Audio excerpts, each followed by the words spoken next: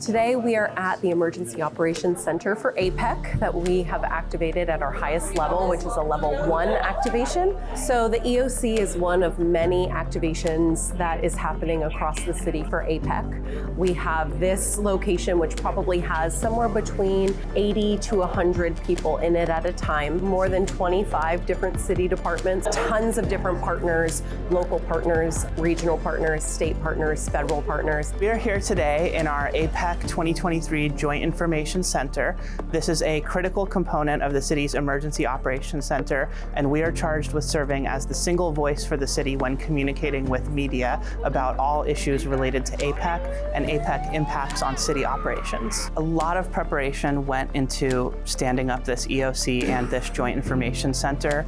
Then once we activate, of course, it's managing the things as they come up. It's managing the people as they're in the room and making sure that everyone is in lockstep and really doing the work along a single set of objectives with a single goal in mind. And that, of course, is having an APEC that runs very smoothly and everyone remains safe. I basically oversee the translation services at JIC. Whatever that is in-person interpretation services, if needed, or outreach material translation. Everyone knows this is probably the once of a lifetime event. So whenever a request is sent out, I will get a response right away. Everyone just don't mind to go above and beyond. So my role today here in the EOC is to help the coordination of the operations section. And the way they really do that is by sharing information, coordinating activities, and in some cases requesting additional resources when the needs of the field operations exceed the capacity of the departments that are working at that moment. The SFMTA was one of the first agencies that was pulled into planning for APEC because we are a really unique city agency in that we do streets, we do transit, we do traffic, we do bikes, taxis, you name it, anything involving getting from point A to point B in San Francisco is all under the umbrella of the SFMTA. In this particular activations, there's parts of the city that have been cut off. Very limited access points, and sometimes the information is very confusing. Immigrant communities living in this area, and so the information is not necessarily always refined for their knowledge. This activation is different from other activations because we're waiting for something to happen. And if we don't have the resources readily available, we have to piecemeal it all throughout the city. Because of the team that we have and because of the partners that we have, we're able to make things happen.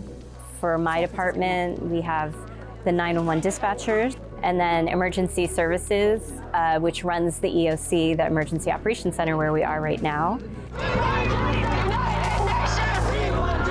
By ensuring the rights of people to exercise their First Amendment rights, that is our job to do. We did not want people to think that because the federal government was coming into town for this major event, that the federal government would be cracking down on protesters or people who are just looking to demonstrate their First Amendment rights. The SFPD and our law enforcement partners ensured that people could do that while keeping everyone safe.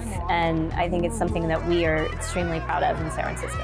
So the JIC alone has responded to over 220 media inquiries. We have also created dozens of social media posts advising people of the impacts that APEC would have on city operations and when they should plan for delays, how they should plan their travel, taking public transportation instead of driving. And we definitely would not have been able to do that without everyone in this room. But what ends up happening is an event like this, people grow individually because they find strength in themselves that they often didn't know was there. They have to rise to occasions that they didn't know they would have to. And they really do, across the board, build on skills. For us in the city, it makes us a better city. It is my first time and it's been really a good learning experience. You know, it's city admin, but it's also so many different departments across the city just working together in the same room.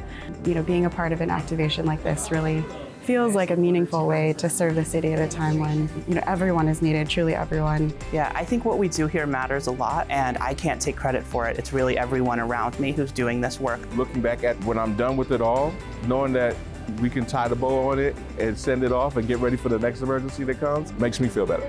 Finally getting an opportunity to serve as a DSW is exciting because that's what we're here to do, is to serve the city that we love, and is a really rewarding and really great learning experience as well. It's extremely rewarding, and a big part of the reward are the great relationships you have with the people you work with.